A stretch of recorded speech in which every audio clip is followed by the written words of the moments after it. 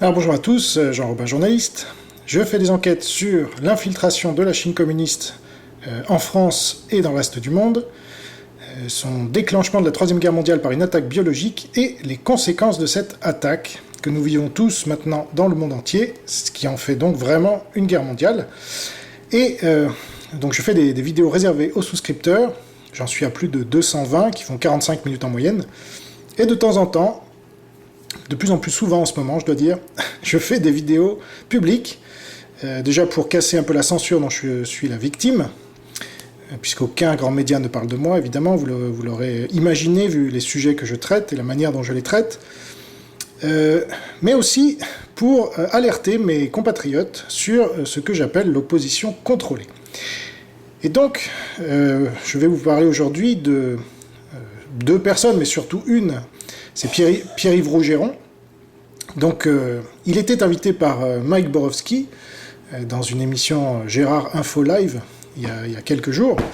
Et donc, je connais bien ces deux hommes personnellement pour avoir milité avec le premier, c'est-à-dire Mike Borowski, et fait rentrer à l'école de guerre économique le second, c'est-à-dire Pierre-Yves Rougeron. Et donc, ces gens-là me connaissent, évidemment, me fuient comme la peste et détestent quand je parle d'eux. C'est pour ça que je ne vais pas m'en priver aujourd'hui, puisque je vais les démasquer. Alors Mike Borowski, je m'en suis déjà occupé dans une précédente vie, donc je vais moins m'attarder sur son cas. De toute façon, il n'a quasiment aucune importance. Mais Pierre-Yves Rougeron est plus influent, hélas. Et donc il faut que je m'en occupe, parce que là, ça devient vraiment dingue, comme vous allez le voir. Alors, je vais m'appuyer sur cette interview que Pierre-Yves Rougeron a accordée à Mike Borowski sur sa chaîne. Et je vais en passer quelques extraits et je vais les commenter, ce qui va me permettre de vous expliquer un peu qui est Pierre-Yves Rougeron. Alors peut-être en introduction, je dois dire que je connais Pierre-Yves depuis 2006, je pense, 2007, par là, puisqu'il traîne dans les cercles souverainistes dans lesquels j'ai traîné aussi, Paul-Marie Couteau, l'UPR, Philippot et compagnie. Voilà, moi j'ai connu tous ces gens-là il y a très longtemps, et je m'en suis éloigné assez rapidement, même Nicolas Dupont-Aignan, puisque je fais partie de DLR à l'époque, ça s'appelait comme ça. Je crois que ça s'appelle encore comme ça d'ailleurs, mais quelques mois seulement, avant de me rendre compte de la supercherie à chaque fois, comme à l'UPR, voilà. Mais Pierre-Yves Rougeron, lui, il y est resté, voilà, parce que c'est quelqu'un qui n'évolue pas, qui est figé dans son souverainisme. En fait, souverainisme, c'est pour ne pas dire marxisme nationaliste, et encore, je suis gentil, parce que j'aurais pu utiliser une autre expression qui vous aura traversé l'esprit.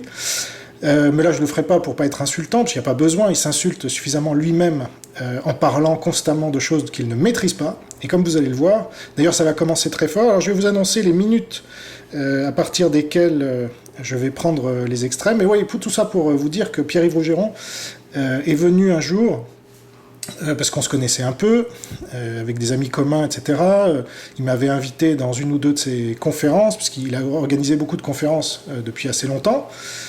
Et donc, il m'avait invité à venir parler une fois. C'était au local de Serge Ayoub, un Batskin, dont il a été très proche, et il a organisé des dizaines de conférences, y compris de François Asselineau, qui après a eu tout le mal du monde à l'admettre, et une fois qu'il l'a admis, il a dit « Non, mais je connaissais pas Batskin, je ne savais pas que c'était l'ancien chef des skins, extrême droite, etc. J'ai été piégé. » En fait, c'était Pierre-Yves Rougeron qui l'avait invité. Asselineau savait très bien où il mettait les pieds. J'y étais, donc il y avait des centaines de personnes. Il a parlé 5 heures, il ne savait plus s'arrêter. C'est un peu Fidel Castro, mais en France et sans le pouvoir, hein, François Asselineau. Et donc il était resté tout ce temps-là. Donc il a évidemment menti, il savait très bien où il était, et il connaissait très bien Pierre-Yves Rougeron. Bref, je ferme la parenthèse. Et donc un jour, je ne sais plus en quelle année c'était, mais peut-être 2008, puisque moi je suis diplômé d'un master en intelligence économique de l'école de guerre économique en 2005-2006. J'en parlais beaucoup autour de moi dans ces milieux, parce que j'en étais fier, et puis je faisais la promotion de cette formation, tout simplement. Et donc, Pierre-Yves Rougeron est venu me voir un jour en disant « Écoute Jean, ça m'intéresserait de rejoindre le GE, mais est-ce que tu pourrais me faire une recommandation auprès du directeur Christian Arbulot, avec lequel j'étais en très bon terme ?» Et moi, j'ai dit oui, tout simplement, parce qu'il venait avec sa petite moue pour faire pitié, là. « Jean, s'il te plaît, tu comprends, ça m'aiderait beaucoup. » Bon, donc je lui ai fait cette recommandation, il y est rentré, et maintenant, évidemment, il crie sur tous les toits qu'il est diplômé de l'école de guerre économique. Mais, entre-temps, il a... Comment dire? Je veux pas être trop insultant, donc il faut que je fasse attention. Non pas que je craigne des procès ou quoi que ce soit, mais voilà, il n'y a pas besoin, en fait. Donc, simplement...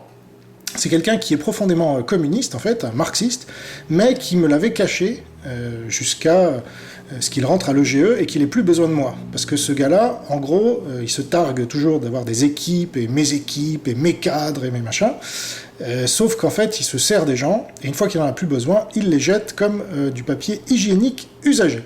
Donc, moi, une fois qu'il était rentré à l'EGE, il n'avait plus besoin de moi, et donc il a commencé à me cracher à la gueule. La première fois, c'était dans une réunion publique où il m'a insulté copieusement, alors que je lui avais rien dit, rien fait. Et devant tout le monde, il m'a dit « Toi, tu es un libéral, tu n'as rien compris, on va s'occuper de toi, etc. » Bon, là déjà, moi je tombais des nues, et c'est là où j'ai découvert, je crois que c'était en 2010, c'est là où j'ai découvert que c'était un marxiste, et évidemment, étant libéral conservateur, il m'avait manipulé donc pour le faire rentrer à l'EGE sans me dire qu'il était marxiste, parce que si je l'avais su à l'époque, je ne l'aurais jamais fait rentrer à l'EGE, évidemment. En tout cas, il y serait peut-être rentré, mais sans mon aide. Et donc depuis, eh bien, je ne cesse de le découvrir toujours plus marxiste que la veille. Et comme vous allez le voir dans cet entretien, c'est d'ailleurs le premier extrait que je vais passer. Alors le son n'est pas formidable parce que le PC sur lequel je suis est très bien, mais le son crachote un peu, donc j'ai optimisé au maximum, vous allez voir, mais il y a des petites scories. Bref, vous allez comprendre quand même le message de Pierre-Yves Rougeron. Donc c'est à la 37e minute pour ceux qui voudraient suivre exactement. Alors je suis en vitesse accélérée, pardon. Donc là je vais me mettre en vitesse normale. Oui, je vous conseille de regarder les vidéos en vitesse accélérée, comme ça vous perdez moins de temps. Alors c'est parti. Si tu veux, moi je suis en train, dans les séminaires de formation que je fais pour les jeunes, de réhabiliter le marxisme appliqué. Parce qu'une bonne étude de classe, ça évite quand même de raconter pas mal de conneries. Tu vois ? Ouais, je vois. Donc Pierre-Yves Rougeron endoctrine nos jeunes, et là je vais être beaucoup moins sympa, beaucoup moins gentil, parce que ce gars-là est dangereux pour notre pays, qu'il veut plonger encore plus dans le marxisme qu'il ne l'est déjà.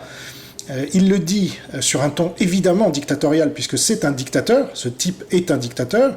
Il suffit de voir comment il m'a parlé alors que je n'avais rien fait et que je l'avais aidé plutôt à faire des études supérieures. Eh bien, ce gars-là n'a aucun scrupule à vous écraser, d'accord ? S'il a le pouvoir demain, c'est le retour de la guillotine, je vous l'annonce. Il fera pire que Macron, sachant que Macron s'est dit maoïste, donc ils sont dans le même camp en fait. C'est ça que j'appelle l'opposition contrôlée. Et là, ce qu'il vient de vous déclarer, je ne sais pas si vous avez bien entendu, il endoctrine, donc il est très fier d'endoctriner les jeunes avec le marxisme, appliqué, parce que sinon on dit beaucoup de conneries. C'est lui qui en dit beaucoup, mais évidemment il fait une projection. Et Mike Borowski, qui se dit de droite, soi-disant, boit ses paroles sans rien y trouver à redire, ce qui montre bien le tartuffe qu'il est.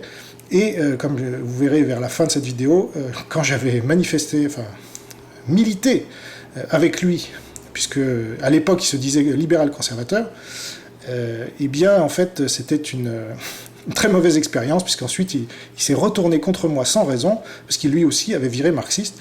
Donc voilà, ça c'est le premier extrait, et donc ça met déjà en train. Donc Pierre-Yves Rougeron est très dangereux, il a été pris sous l'aile de Pierre Jovanovic, qui lui a fait bénéficier de ses audiences importantes, et de son public, qui est aussi endoctriné évidemment que celui de Macron. C'est les mêmes, simplement il y en a un qui est pro-européen, l'autre anti-européen, c'est à peu près tout ce qui les différencie, tout le reste à peu près ils sont d'accord. Et donc un Jovanovic qui dit « nous sommes sous la domination américaine et ultra-libérale », eh bien, Pierre-Yves Rougeron dit la même chose, et il endoctrine en plus les jeunes dans le marxisme. Donc entre lui et Macron, qui se dit maoïste, le préfet allemand qui se réclame de Trotsky, Marlène Schiappa qui justifie les déclarations sur Trotsky, Hollande qui rend hommage à la culture communiste, Jospin qui se dit fier d'avoir des ministres communistes, Mitterrand qui avait des ministres communistes, etc. Je ne vois aucune distinction, et évidemment il n'en a pas, mais cette opposition contrôlée est là pour faire croire qu'il y aurait une distinction entre marxistes.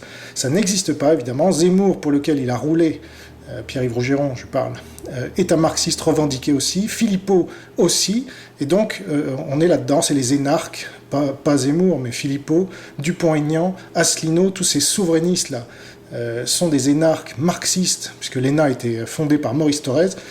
Ils y baignent tellement dedans que pour eux c'est naturel, et tout libéral est un sous-homme pour eux, il faut le savoir. Donc aujourd'hui ils se plaignent dans des manifs que des vaccinés soient supérieurs en droit à des non-vaccinés, mais eux, pour eux, il faut le savoir, c'est ce que m'a dit yeux dans les yeux Pierre-Yves Rougeron, je suis un sous-homme à ses yeux, d'accord? Et tout libéral, conservateur ou pas, est un sous-homme pour Pierre-Yves Rougeron, d'accord? Donc si demain il est au pouvoir par je ne sais pas quel malheur, il appliquera les mêmes mesures, ou pire que Macron, envers la partie de la population qui lui déplaît. Okay, donc gardez ça à l'esprit. On avance un peu. Alors on va aller à 1h14. Vous allez voir, c'est un festival. Hein. Ça serait trop long parce qu'elle fait 2 heures. Mais je vous ai choisi quelques extraits les plus croustillants, on va dire. Donc le suivant est à 1h14 et 50 secondes. 90% de la production intellectuelle de qualité est souverainiste. D'accord. Ça, c'est un constat, c'est un état de fait. Tu me cites des noms, je te le dis. Voilà. Alors, il prétend sans blague que 90% de la production intellectuelle sérieuse en France est souverainiste. Mais franchement. Donc là, soit on rigole franchement, soit on le prend au sérieux et on se dit que ce type est dérangé profondément. Alors, quel souverainiste sérieux Pierre-Yves Rougeron a écrit sur la Chine communiste de manière sérieuse? J'aimerais bien le savoir. Il n'y en a aucun, puisque tous, comme toi d'ailleurs, roulent directement pour la Chine communiste, puisque tu as déclaré, je te le rappelle, le 5 avril 2020, si la Chine communiste devient première puissance mondiale, on ne va pas pleurer, parce que c'était déjà le cas au XVIIIe siècle, en faisant un anachronisme hallucinant, puisqu'à l'époque, la Chine n'était pas communiste. Donc franchement, c'est débile. Mais voilà, Pierre-Yves Rougeron veut qu'on se réjouisse finalement que la Chine communiste prenne la place aux États-Unis, puisque c'est un anti-américain primaire, inutile de vous le dire.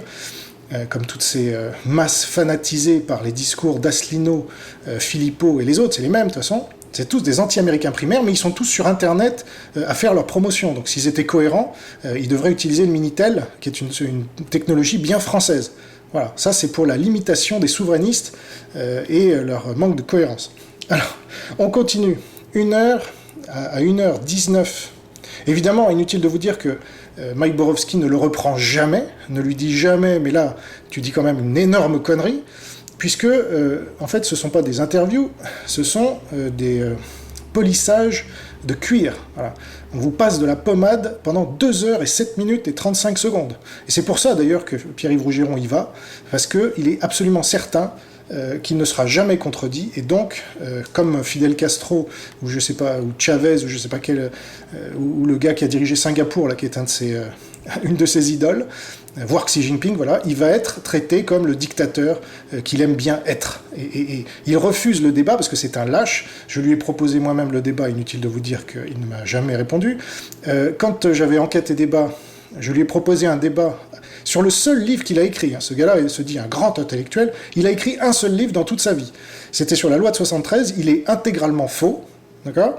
Donc non seulement il écrit qu'un seul livre, mais en plus il est faux. Et je lui ai proposé à l'époque un débat avec deux intellectuels, Magali Pernin et Lior Chamla, qui avaient entièrement dézingué sa thèse sur la loi de 73. Et évidemment, il a fui ce débat, parce que c'est un lâche. Et donc, franchement, aller dans les manifs, c'est facile. Débattre quand on est un intellectuel, c'est autre chose. Vous voyez, et Pierre-Yves Rougeron ne débat jamais, voilà, parce que c'est un lâche. Et donc, ou alors, il a cette morgue, enfin c'est un peu les deux, il a cette morgue de ne pas vouloir s'abaisser à quelqu'un quand même, comme Jean Robin, qui aurait écrit que 46 livres. Vous voyez, franchement. Donc, l'autre extrait est à 1h19 et 40 secondes. De certains commencent un peu à me gonfler. Et je vais dire pourquoi. Parce qu'à un moment, en guerre, on suit l'homme qui est devant. Hein. Logique, on ne suit qu'un homme qui est devant. Et l'homme qui est sorti le premier de la tranchée, c'est Florian. Point, barre, ligne, c'est comme ça. Ah oui, donc j'ai pris l'extrait un peu après, il disait « L'anti-philippotisme m'énerve ». Parce que l'homme qui est sorti le premier des tranchées, c'est Florian Philippot. Donc c'est un un homme de main de Florian Philippot, qui est un planqué lui aussi, à qui j'ai proposé un débat 100 fois, que je connais très bien. Là, je vous renvoie à ma vidéo sur Florian Philippot démasqué, c'est sur ma chaîne principale. Et donc il dit, Florian Philippot est sorti en premier de la tranchée. Ah oui, mais quand on regarde ses déclarations à l'époque, il était pour le masque obligatoire et le confinement, s'il vous plaît. Il trouvait que le gouvernement n'allait pas assez vite et pas assez loin dans ces domaines. Voilà, donc en effet, c'est le premier à être sorti des tranchées pour aller encore plus loin que le gouvernement dans les mesures répressives. Et ça, tout le monde a oublié, parce qu'il a vite retourné sa veste quand il s'est rendu compte que finalement, le gouvernement le rejoignait dans ses mesures liberticides, et donc il fallait faire le contraire. Donc voilà le niveau de Florian Philippot, et maintenant il se targue d'avoir organisé 40 manifestations. Tu parles. Voilà. Alors, on continue, 1h22 et 50 secondes. J'essaie de ne pas louper le début cette fois. Je fais tout ça en direct, hein, donc... Il irait tout à... Alors, le système va nous aider. Je prends la documentation libérale qui est à ma portée. Les Klaus Schwab, les machins, les trucs. Voilà, donc là il dit deux choses très intéressantes. Un, le système va nous aider. Ah, intéressant. Donc ça, c'est typique de l'opposition contrôlée, le système les aide. Mais ça, c'est bien qu'ils le reconnaissent ouvertement. Et il enchaîne en disant, je prends la littérature libérale à ma disposition, Klaus Schwab et compagnie. Donc, ce type est tellement communiste et marxiste, comme vous l'avez entendu, puisqu'il endoctrine notre jeunesse pour qu'elle se suicide, hein, économiquement, moralement. C'est ça le marxisme. Hein. Partout où il y a du marxisme, c'est le suicide économique et social. Partout. Donc Pierre-Yves Rougeron n'est pas un patriote. D'ailleurs, on ne peut pas être patriote en étant marxiste. Je l'ai expliqué 100 fois. Le marxisme vous appauvrit et vous appauvrit économiquement, moralement, vous rend bête. Et donc vous laisse à la merci de n'importe quelle puissance capitaliste qui a compris que c'était le pouvoir. La puissance, si vous préférez. Et donc, Klaus Schwab serait libéral, selon le marxiste Pierre-Yves Rougeron. Rougeron, en 2 mots. En 3 même. Parce que là, il mérite bien son surnom, franchement. Et puis, son deuxième surnom, c'est Pire. Vous voyez, P-Y-R. C'est exactement ça. Donc, Klaus Schwab a déclaré, c'est sa phrase fétiche, il la cite dans le Grand Reset et un peu partout, c'est la phrase, s'il y a une seule phrase pour résumer Klaus Schwab, c'est celle-là. À l'avenir, vous ne serez propriétaire de rien, mais vous serez heureux. Voilà. Alors ça serait du libéralisme selon le marxiste Pierre-Yves Rougeron. Donc évidemment, ça l'énerve. J'imagine, dans son fort intérieur, que Klaus Schwab soit un marxiste comme lui, puisque à l'avenir vous serez propriétaire de rien. C'est Marx, d'accord ? C'est du Marx dans le texte, c'est pris sous la copie, sous la dictée de Marx. Donc Klaus Schwab, comme Soros d'ailleurs, qui est anticapitaliste, il l'a dit dans The Atlantic, par exemple en 97, il a dit la véritable menace n'est plus communiste, mais capitaliste. Donc le nouvel ordre mondial est communiste, puisque Georges Marchais lui-même, dans sa campagne présidentielle de 1981, appelait à un nouvel ordre mondial politique et économique, d'accord ? Donc il faut arrêter de nous prendre pour des cons. Cet ordre, Attali, est un socialiste, un socialo-communiste. Il a aidé Mitterrand, qui était en alliance avec les communistes, donc il faut arrêter un peu, au bout d'un moment, à nous prendre pour des cons. Donc Klaus Schwab est un marxiste, mais pour un communiste comme Pierre-Yves Rougeron, c'est évidemment un libéral.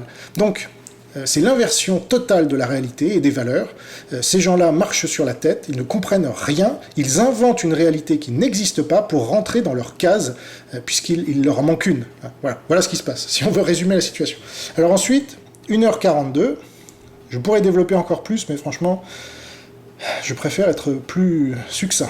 Alors 1h42, qu'est-ce qu'il va encore raconter ? Je vous le mets un peu avant pour pas louper. Ça peut être l'économie bleue, ça peut être la science. Je vais te donner un exemple. Les Français attendent un grand programme de recherche. Parce que ça les fait bander. On n'aurait pas, un mec comme Raoult ne ferait pas 1 million de vues par vidéo si les Français n'étaient pas encore émoustillés par le scientifique. Voilà, donc il faut savoir que Rougeron, comme Philippot, comme un peu toute l'opposition contrôlée, à quelques rares exceptions près, sont des fans absolus du professeur Raoult. Donc, d'une part, ils admirent ces audiences, comme ils viennent de vous le dire, 1 million de vues, ah, vous vous rendez compte. Donc ça, déjà, ça les intéresse. On ne comprend pas pourquoi Hanouna les intéresse pas, puisqu'il fait autant de vues. Hein. Mais bon, donc, Raoult, ça les intéresse, parce que, en plus, il est pro-Parti communiste chinois ultra, et il fait partie de l'oligarchie. Il est membre de la fondation Mérieux, comme Jean-François Delfrécy. Jean-François Delfrécy est membre du conseil d'administration de l'IHU de Marseille, que dirige le professeur Raoult pour encore quelques jours. Parmi les autres membres du conseil d'administration de l'IHU, vous avez Philippe Douste-Blazy, ancien ministre de la Santé, ancien secrétaire général adjoint de l'ONU, mais ces gens-là se prétendent anti-mondialistes, bien sûr. Vous avez Renaud Muselier, actuel président de la région PACA, collabo du Parti communiste chinois. Vous avez Geneviève Fioraso, ancienne ministre socialiste, dont l'ancien assistant parlementaire était un certain Olivier Véran. Et quand elle était ministre de Hollande, elle a signé 13 partenariats stratégiques avec le Parti communiste chinois. Voilà dans quel milieu évolue le professeur Raoult. J'étais le premier à le révéler il y a plus d'1 an, et ces gens-là n'en ont tenu aucun compte. Parce que ces gens-là ne s'intéressent pas à la réalité. Il y a une attaque biologique du Parti communiste chinois qui est lancée sur le monde entier, dans le cadre d'une guerre hors limite, c'est-à-dire non militaire. Ces gens-là tiennent absolument le même discours qu'avant. Ils n'ont tenu aucun compte de la réalité.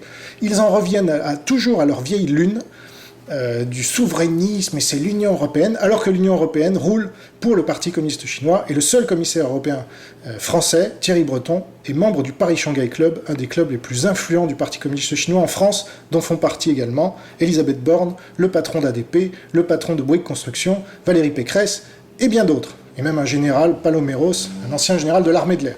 Et beaucoup de militaires, sur ces 1200 membres, dont on ne connaît pas l'identité précise. Là, je vous dis juste les noms que j'avais révélés en mai 2020, quand j'ai fait mon enquête sur eux, et ils se sont empressés ensuite d'enlever tous ces noms de leur site internet, mais on peut les retrouver dans les archives. Donc voilà, franchement, c'est quoi l'Union européenne? C'est une annexe du mondialisme, en effet, mais de quel mondialisme? Parce que il faut rappeler que, je crois que c'était en 2011, Pierre-Yves Rougeron et Pierre Jovanovic avaient accueilli chaleureusement en France Nigel Farage, qui est ce héros du Brexit, mais il ne l'était pas à l'époque, mais il était déjà évidemment anti-Union européenne, et pour la sortie de l'Angleterre de l'Union européenne. Et il l'avait reçu, sauf que Farage, lui, c'est un libéral.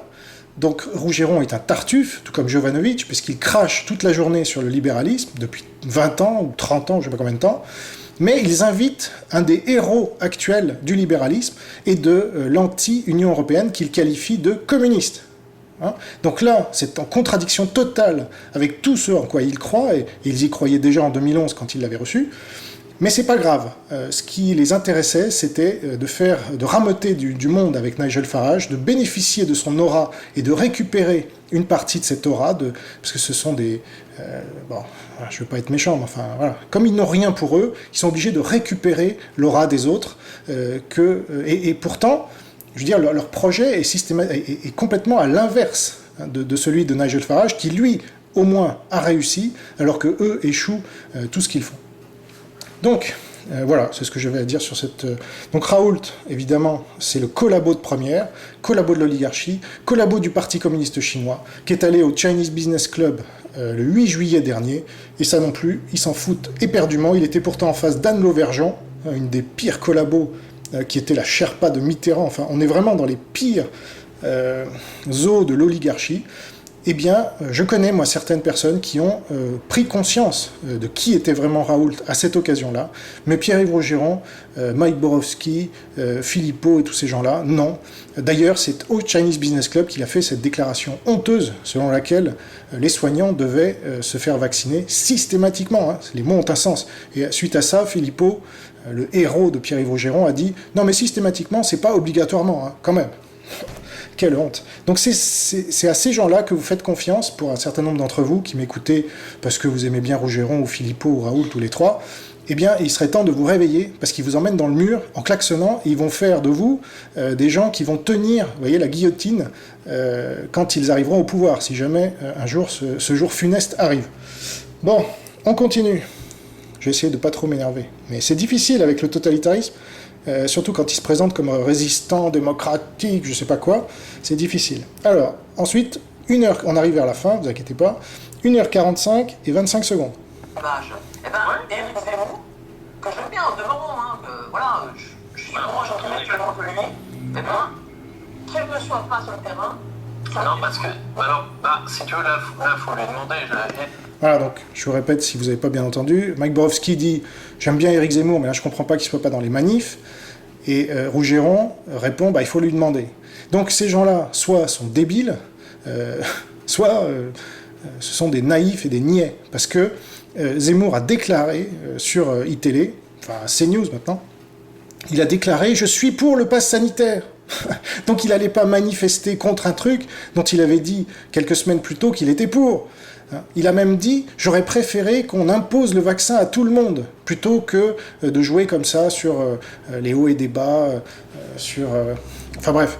Donc, ces gens-là, en fait, comme Zemmour fait de l'audience et est un gourou pour tellement de personnes, ils n'osent pas, c'est comme Raoult, c'est comme tant d'autres, ils n'osent pas le critiquer vraiment sur quand il fait des déclarations aussi énormes que celle-là. Moi, je veux dire, quand j'ai entendu ça, je me suis dit, mais voilà, c'est terminé.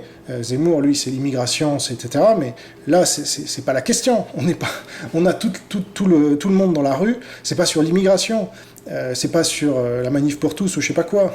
C'est sur la politique d'occupation du Parti communiste chinois qui nous impose la dictature et dont l'oligarchie est la collabo pour relayer ces mesures. Et là, Zemmour, il est nulle part. Voilà. Donc, Borowski et Rougeron n'ont rien compris une fois de plus, mais bon, ça c'est pas une surprise. Et alors on va finir en beauté, puisqu'ils vont parler de votre serviteur. Et alors, c'est dommage qu'on n'ait pas un son parfait, mais voilà, on s'en satisfera. Donc ils vont bien rigoler là en parlant de moi, et je vais leur répondre puisqu'ils ne le souhaitaient pas. Conservateur, dont moi-même j'ai fantasmé, hein. Ça vaut rien. Doctrinalement, ça peut valoir quelque chose. Non, mais je veux dire, ça vaut rien électoralement. Mais par contre, électoralement, c'est peanuts. Ça vaut rien. Électoralement, c'est peanuts. Il n'y a pas ça. Alors, donc là, je fais une petite pause. En fait, il parle de libéralisme, enfin des libéraux conservateurs. Parce que moi, je me réclame de ce courant. Alors, c'est mon droit. Et effectivement, j'ai milité avec Mike Borowski il y a quelques années, 7 ans maintenant, 8 ans peut-être, dans un groupe que j'avais créé, qui s'appelait Contre-Attaque. Il y avait Claude Reichmann, où il y avait des gens importants. Et il y avait Borowski et sa compagne, là, sur laquelle j'ai déjà fait une vidéo, donc je ne vais pas y revenir dessus. Et donc, on défendait des valeurs libérales conservatrices. Bon, eh bien, eux disent... Oui, en fait, c'est un mirage parce qu'il n'y a rien électoralement. Et en fait, sans le savoir, ils rejoignent exactement la position de Caroline Forest, ce qui est quand même pas rien, puisque quand je l'ai rencontrée, Caroline Forest, à sa demande, eh bien, elle m'a dit, parce que je lui demandais, mais Madame Forest, vous êtes pour les minorités, pour la défense des minorités. Moi, je fais partie d'une minorité en France, ça s'appelle les libéraux conservateurs. On n'a accès à rien du tout, moi je suis censuré de partout, je défends des idées qui sont légales, qui sont historiquement en France celles de Guizot, celles d'un certain nombre de gens quand même, Rueff, etc. Donc vous pourriez quand même nous laisser une petite place. Et elle m'avait répondu, vous n'avez aucune place dans les médias parce que vos idées ne représentent rien, ni personne, donc c'est normal que vous soyez censurés. Et donc Borowski et Rougeron disent la même chose, sous prétexte d'élection et d'électoralisme. Ils ne représentent personne au niveau électoral, donc ils peuvent crever. Voilà. Et donc leurs idées sont fausses aussi, c'est surtout ça. Borowski a changé d'idée, soi-disant, parce qu'il s'est rendu compte que ça ne mobilisait pas assez. Il a dit, oui, on était 15 ou 20 à contre-attaque, voilà tout ce qu'on a fait. Lui, il a des rêves, si vous voulez, de dictateur. Il a appelé au coup d'État, Mike Borowski. C'est marrant, on l'entend plus parler de coup d'État, là, maintenant.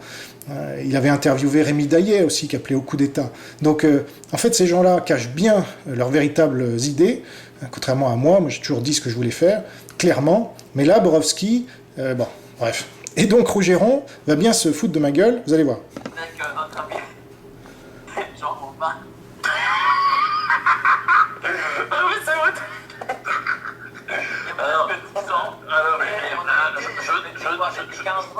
Je ne veux pas rien ajouter là-dessus parce qu'il va encore faire une vidéo sur ma gueule et que j'ai pas envie d'entrer dans cette psychose. Si tu nous écoutes, on n'a rien dit. On n'a rien dit, on est le PCC, les communistes, les machins. Or, hop. Voilà. Donc voilà comment on rigole quand on fait partie de la collaboration française actuelle, parce qu'il faut appeler un chat un chat. Donc, sans blague, Pierre-Yves Rougeron se dit marxiste, qui endoctrine la jeunesse marxiste par le marxisme et qui en est fier, mais derrière, oui, tu vas dire qu'on est parti communiste chinois, communisme et tout ça. Ce gars est communiste, il le reconnaît au début d'une vidéo, et finalement, quand moi je le taxe de communiste et de marxiste, il prend ça à la légère. Non, j'ai démasqué ces gens-là. C'est pour ça qu'ils rigolent, là, parce qu'ils sont très mal à l'aise, en fait. Ils savent très bien que je vais répondre à leur vidéo débile, parce qu'elle est vue des dizaines de milliers de fois. Donc moi, c'est rare, quand il y a une vidéo comme ça qui me met directement en cause par le sarcasme ou autre, et à laquelle je ne répondrai pas. Donc, Pierre-Yves Rougeron devait bien se douter que je n'allais pas passer ça, ni Mike Borowski d'ailleurs. Et donc, je m'occupe de leur cas. Voilà. Donc le Parti communiste chinois, tu le soutiens, Pierre-Yves Rougeron, donc je vois pas pourquoi tu t'en caches aujourd'hui. C'est parce que j'ai bien écouté quand tu parlais et que tu l'as défendu à plusieurs reprises, voilà, comme le marxisme d'ailleurs.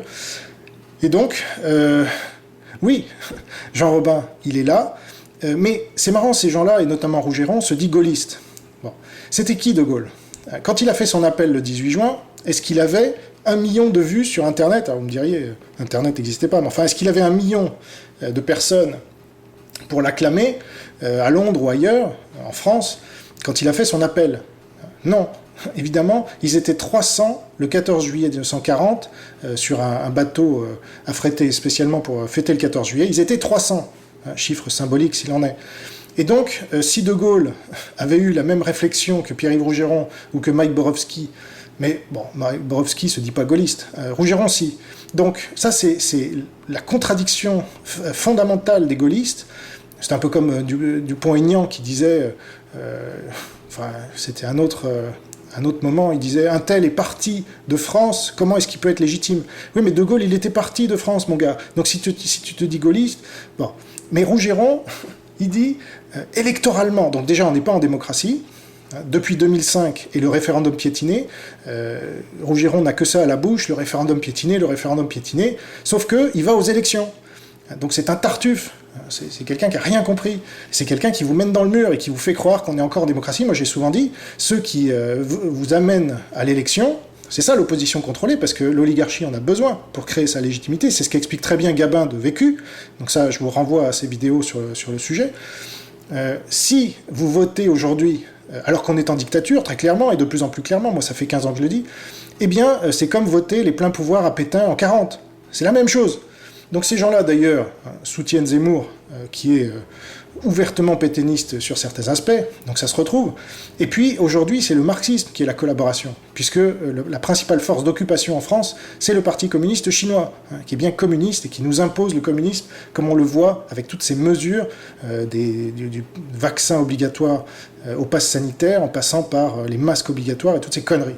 Tout ça est communiste. Plus on est dans le communisme, plus les communistes comme Rougeron ou Borowski le nient et disent qu'on est en système ultra-libéral, comme Jovanovic ou Michel Onfray ou je sais pas quel débile, franchement, qui est invité systématiquement dans les médias. Onfray est un des Français les plus invités dans les médias. Donc les idées de Pierre-Yves Rougeron sont ultra médiatiques. Florian Philippot, j'en parle même pas, ça a été le politique le plus invité plusieurs années de suite, quand il était au Front National, et encore aujourd'hui, alors que son parti ne représentait personne, et même Asselineau s'en était plaint, Philippot était invité en permanence. Bref, donc ces gens-là font partie intégralement de l'oligarchie, au niveau médiatique, au niveau des idées, marxisme, pro-parti communiste chinois, pro-élection, et donc c'est une opposition contrôlée. Voilà, c'est tout. Et le reste, eh bien, je l'ai dit, donc à chacun de comprendre ce qu'il en est, et nous, à la Nouvelle France Libre, justement, nous nous réclamons de la résistance, de nos glorieux aïeux, dont certains sont morts en déportation comme mon arrière-grand-père. Et donc, nous agissons comme eux, c'est-à-dire que nous ne rentrons pas dans le jeu de l'oligarchie qui consiste à aller aux élections aujourd'hui, puisque je ne vous ai pas repris toute la vidéo, mais enfin en gros, sur les 2h07 d'interview, 95% c'était autour des élections. Voilà. Donc ces gens-là s'écoutent parler, pour ne rien dire ni ne rien faire, s'écoute, se regarde manifester. Ah, regarde, j'ai manifesté, je suis beau, je suis vertueux. Donc en fait, ce sont les ligues de vertu actuelles qui manifestent pour dire qu'elles ont manifesté et pour dire « j'en étais, et vous, où étiez-vous? Hein, vous êtes nuls !» Bon. En fait, et c'est pas dans la rue qu'il faut être aujourd'hui pour être un résistant, puisque ces manifestations, malheureusement, ne mèneront à rien, comme celle des Gilets jaunes n'avait mené à rien, comme celle de la Manif pour tous n'avait mené à rien. Il faut une stratégie digne de ce nom, et celle de nos aïeux pendant la résistance était la bonne, puisqu'elle a gagné, donc c'est comme ça qu'on la juge. Et donc, moi et mes amis, nous la reprenons en affichant un peu partout en France. Nous visons les 35 000 communes de France, des visuels anti-parti communiste chinois et anti-oligarchie qui est leur collabo. Voilà comment nous allons monter notre armée, et nous sommes en train d'ailleurs de la monter, une armée non violente, numérique et sur le terrain, sans tomber dans les pièges des manifestations, infiltrées par la police, infiltrées par les médias, manipulées par les médias, et qui ne mène à rien au final, qui fait perdre beaucoup de temps à beaucoup de gens. Donc, c'est un peu comme les doses de vaccins, si vous voulez. S'il en faut autant de manifestations, c'est bien que ça ne marche pas. Et s'il faut autant de doses de vaccins, voilà. Donc, je vous remercie pour votre attention. Je vous aurais permis de découvrir ce guignol, Pierre-Yves Rougeron, et les guignols se rapprochant entre eux, qui se ressemblent, s'assemblent, Mike Borowski. D'ailleurs, j'en profite pour dire que le même jour, ou la veille de cette vidéo, vous aviez Pierre-Yves Rougeron, encore lui, qui faisait une vidéo avec Adrien Abozy et Philippe Fabry, deux personnes qui se disent de droite, mais ce n'est absolument pas un problème pour eux de parler ouvertement, en ami, en camarade, avec un gars marxiste revendiqué, et c'est pas dans cette vidéo qu'on l'a appris, il l'est depuis 15 ans, hein, depuis qu'il a commencé à militer, depuis 17 ans que je le connais, il fait la même chose, c'est-à-dire, je l'ai découvert moi en 2010, donc on le sait au moins depuis 11 ans, donc c'est de notoriété publique, et donc s'afficher encore avec ce type-là tout en se disant de droite, que ce soit Borowski, Fabry ou Abozy, eh bien cela signifie que vous êtes des guignols, comme lui, voilà. Vous faites alliance avec l'ennemi, et Abozy qui ne cesse, je ferai une vidéo sur Abozy parce que Abozy ne cesse de critiquer le gaulo-communisme. Eh bien, il est en plein dedans, avec Pierre-Yves Rougeron, avec lequel il fait des conférences communes, etc. Voilà, donc là, on a les tartuffes démasqués. Et donc, je continuerai, moi, parce que je les connais quasiment tous personnellement, intimement, depuis longtemps, donc je peux tous vous en parler. Et ça vous permet de gagner beaucoup de temps avec tous ces guignols, à éviter de les écouter, à manifester avec eux, voire à les soutenir même financièrement, à tomber dans tous leurs pièges. Je vous remercie pour votre attention, gardez la foi, vive le Christ Sauveur, vive la Nouvelle France libre. Au revoir.